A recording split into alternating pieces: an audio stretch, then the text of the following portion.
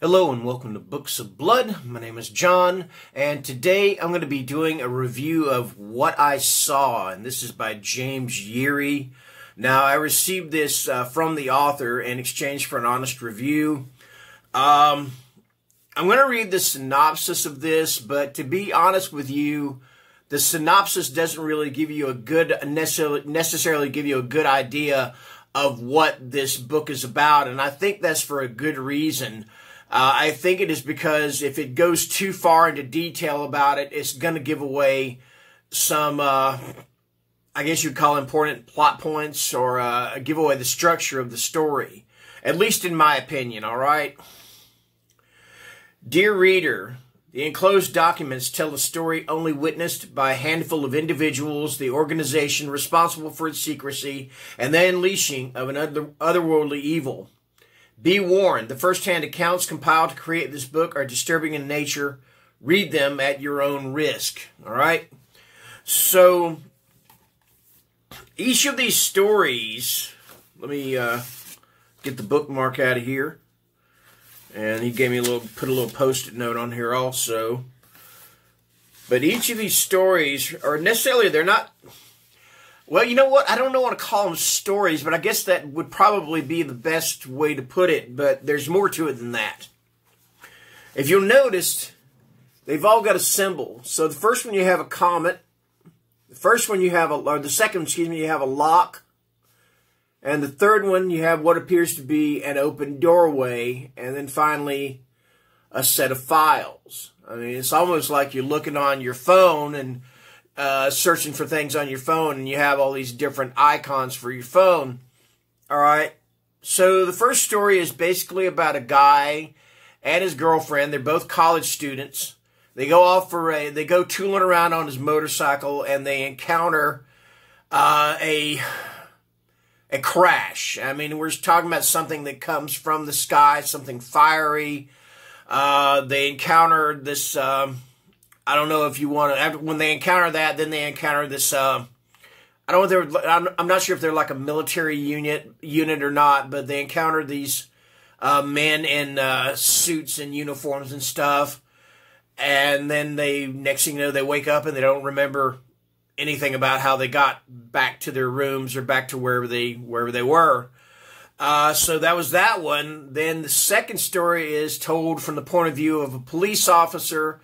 He gets a call, and the call is from the neighbors of this gentleman, and they say, look, we haven't seen this guy in a couple of days. You know, could somebody please go by and check on him? And he does, and encounters something horrible and horrifying, okay? All right, so that is the second story. That is the lock story, all right? So the first one was the comet story. The second one was the lock story, all right? So now you come to the open door story, and this is about a young boy that is left alone for a couple of days. I believe it's over the weekend. He's probably about, I think he's about 12 to 15 years old. I don't remember his exact age. Anyway, he gets this strange knocking at the door. He encounters this strange woman, and then encounters this entity, this beast, this creature. All right? And I'm being very vague about all of these stories for a reason. And the reason being is that all three of these stories, they tell one separate story.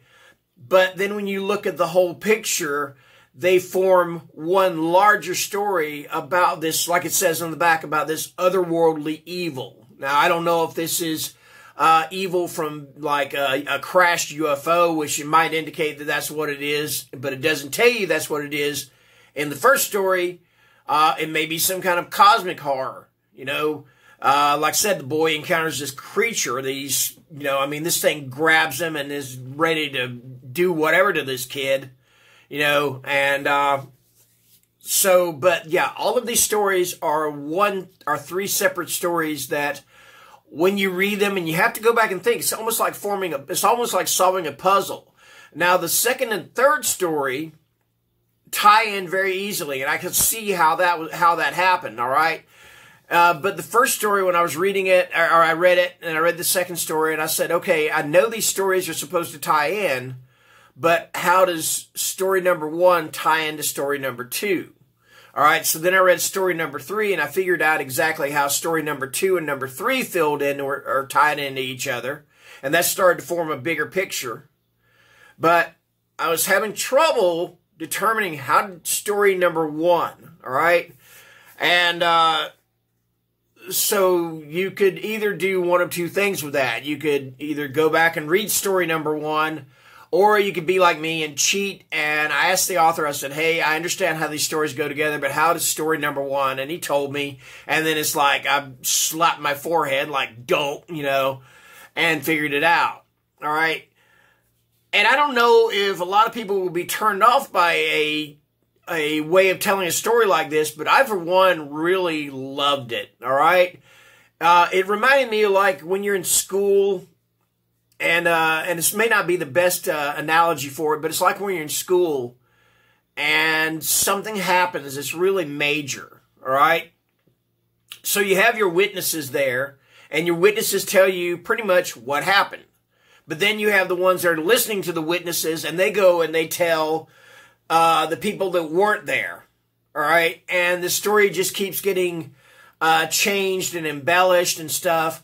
Well, this is kind of like that, except it doesn't change or embellish anything. It just makes you think about, okay, how do these stories tie into each other? And,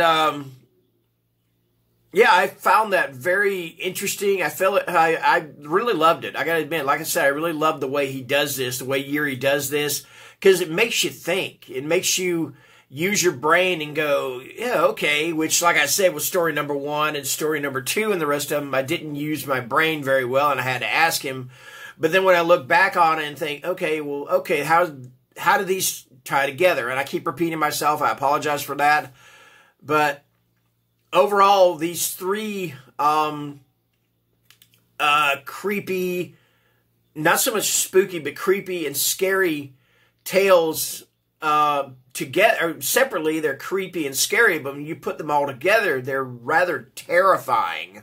All right. So then also another thing he does, and let me move my Beetlejuice pen. Yeah, Cameron Chaney gave me this. Pretty awesome, huh? Or sent to me, a Secret Santa thing. Anyway, so those are the first 3, but then you get down here, like I said, to the files, and I love what James did, what the author did. Let's get over here to the files. And everything is anonymous. Everything is anonymous whenever any kind of note you come upon. In fact, right here, anonymous.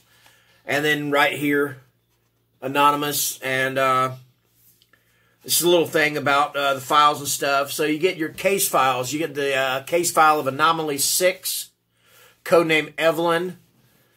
And the name Evelyn will play a big part in the story. I don't want to give away too much away. In the second story, the gentleman that is that the people are worried about, the police officer finds this note. This note is very illegible. All right, and it's supposed to be that way, but anyway. Then you have Grisly Massacre discovered. I'm not going to read too much about this. I don't want to give it away because, like I said, I love this. I give it 4.5 stars out of 5 on Goodreads. You can round it up to 5 stars if you want to. I thought this was a very compelling, a very interesting way of telling a story as a whole. So there you go. Yeah, anyway, that is my review of what I saw. It's by James Yuri.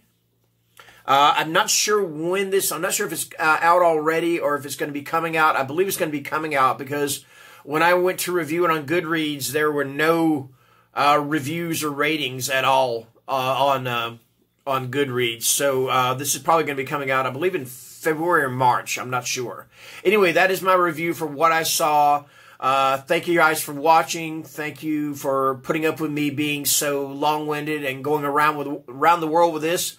Anyway, so yeah, this is going to post on Monday. So until then, you guys take care and enjoy the rest of your weekend. Bye.